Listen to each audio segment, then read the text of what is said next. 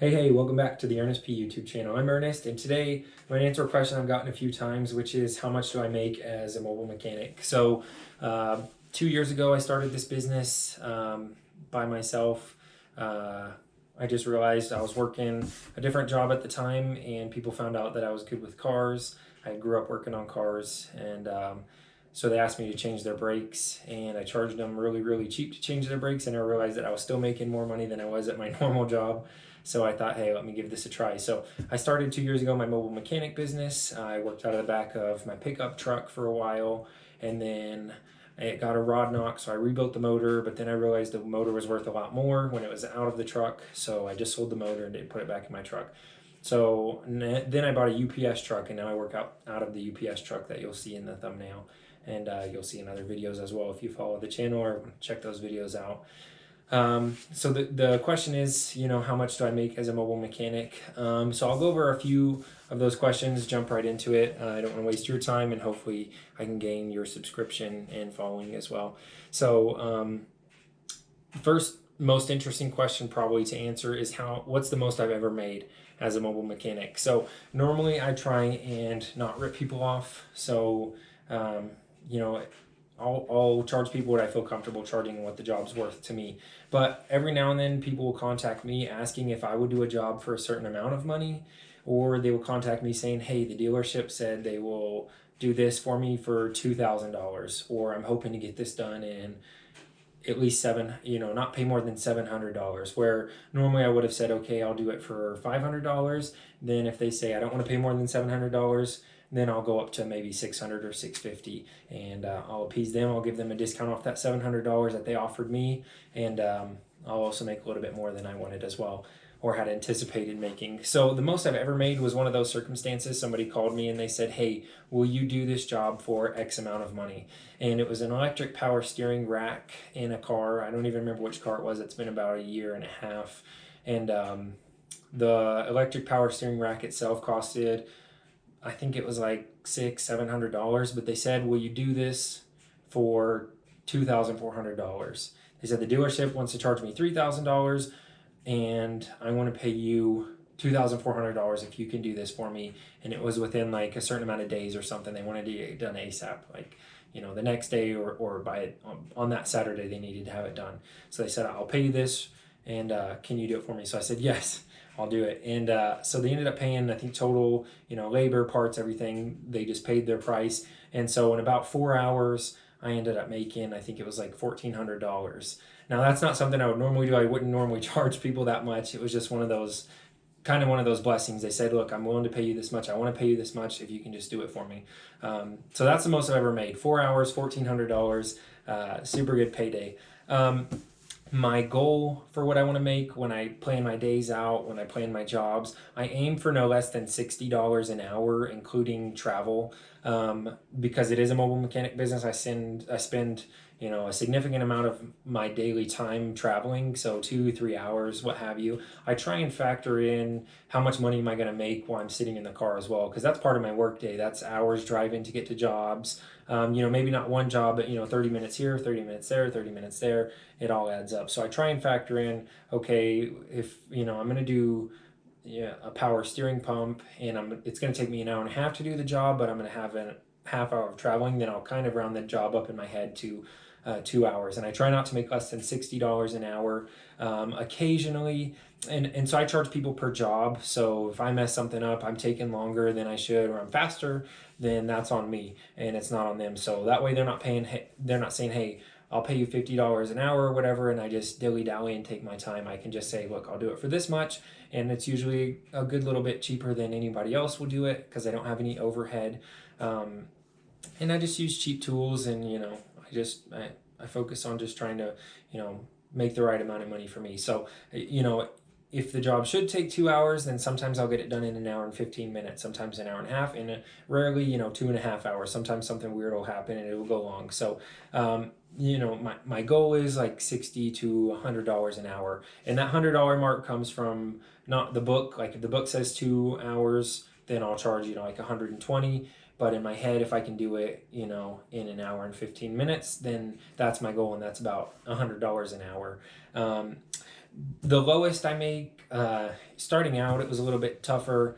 Trying to charge people really cheap, trying to get out there, get known, get references, um, and occasionally just making mistakes, thinking, okay, it's a motor mount, I'm not doing the correct research, and getting information for the wrong type of vehicle or the wrong type of thing I was doing, and charging way too little. So I've made downwards of like $10-15 an hour, which is still good for a normal job. But as a mechanic, when I've got to pay for insurance on my vehicle, my tools, licensing, business license, stuff like that, that won't do it. So I have to make more than that. I'll also lose money on warranty work. In the beginning, I would buy cheap tool or cheap parts. People would be like, well, just do it for me the cheapest you can. So I'd look online and get the cheapest part I could, and I've had bad experiences with parts online that just never quite seem to fit perfectly. They just never seem to quite match up like the way they should. So occasionally those parts would also go bad in a short amount of time, and then I would be stuck replacing those parts out of my own pocket, because obviously I'm not going to charge somebody to do them, especially as a growing business. I don't want to push people away and charge them twice for something that I should have done right the first time. So that's maybe my biggest warning, is just buy quality parts. I really only buy stuff from AutoZone anymore, unless it's just really overpriced. With a commercial account, AutoZone has really good warranties where they can warranty your labor as well. I don't take advantage of that system very often, but almost all their parts have lifetime warranty, and I almost never have any issues with AutoZone parts. That and the fact that they're just so close. So if you ever have an issue, if I buy a part from this AutoZone in this city and I go to another city to do a job, there's an AutoZone in that city, so I can go and warranty out that part, or exchange that part in the other AutoZone if I got the thing wrong. And that's another tip, is always get the VIN number from people. Once you give them the quote, ask for the VIN number so you can get the correct part, is the wording I always use.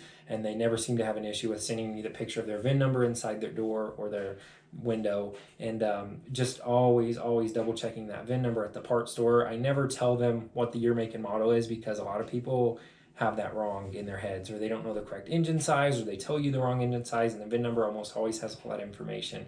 So always get the VIN number.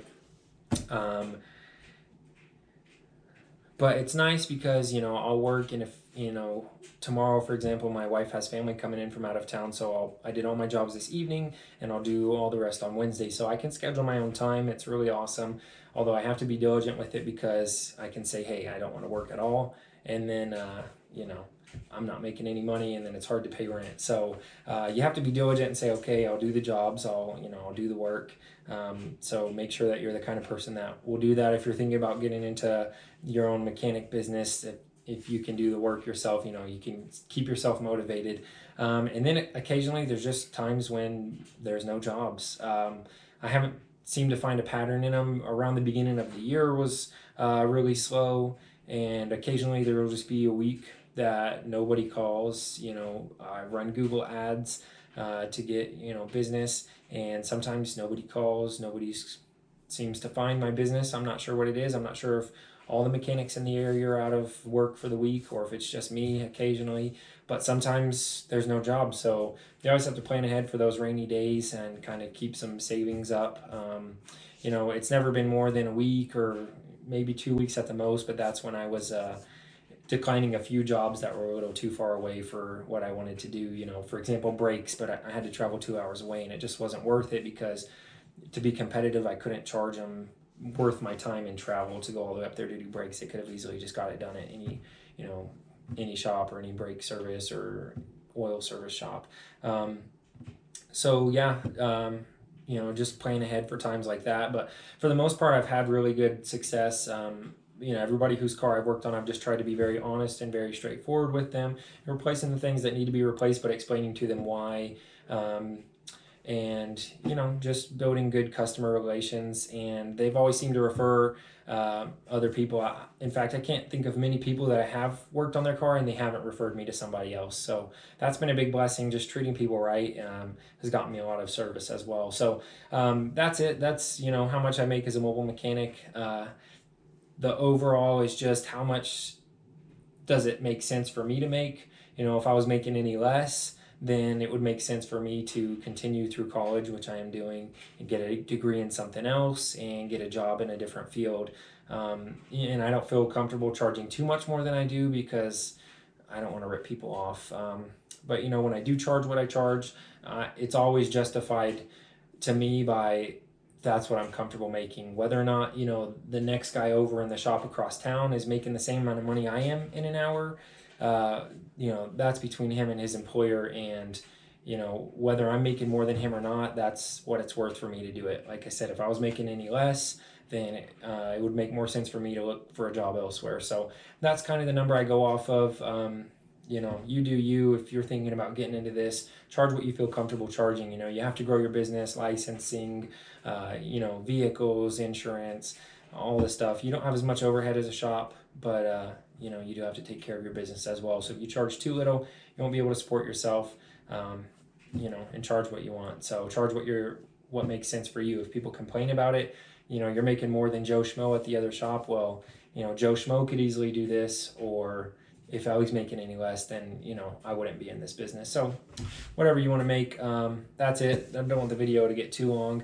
If you're still here, please like and subscribe. Check out the other videos in the channel. Leave comments, questions, anything in the comments down below. I'll try and answer them. This has been a couple of viewers have asked this question of how much do I make. So finally addressing that. And yeah, so thanks for watching. Ernest P YouTube channel. As always, have a good day. Peace out.